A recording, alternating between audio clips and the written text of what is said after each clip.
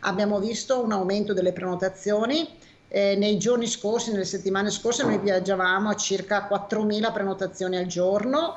Ieri sono state 9.000 e oggi mi dicono che sono già 21.000 le prenotazioni sul portale. Un primo risultato del nuovo decreto sul Green Pass esteso a tutti i lavoratori dal 15 ottobre c'è stato. Come accaduto con il precedente provvedimento, nelle ultime ore si è verificata una vera e propria corsa alla prenotazione per sottoporsi alla seduta vaccinale.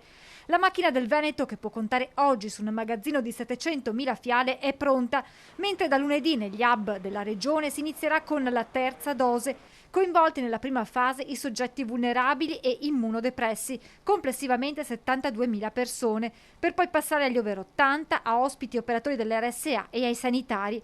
Tutto questo mentre nella nostra regione la curva dell'epidemia ha raggiunto il cosiddetto plateau, una fase di stabilità che si spera preceda quella discendente.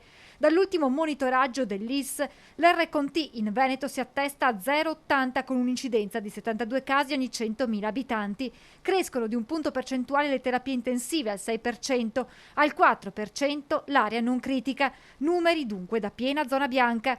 E arrivano anche i dati sui primi 250 test consegnati dalle scuole Sentinella. Tra questi nessuna positività, diversa la fotografia che arriva invece dal monitoraggio della regione negli istituti veneti. Abbiamo allo stato attuale ad oggi, insomma, 44 studenti positivi con 450 circa studenti in quarantena. Preoccupano poi i dati che arrivano dalle cooperative trevigiane che gestiscono la collaborazione e la gestione dei contratti di lavoro delle badanti, secondo le quali nella Marca 7 badanti su 10 non intendono vaccinarsi.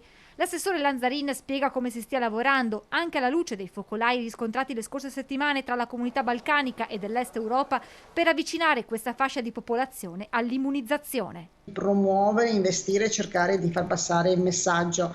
È chiaro che se cominciano a essere numeri importanti, questo mette sicuramente in difficoltà il sistema dell'assistenza domiciliare.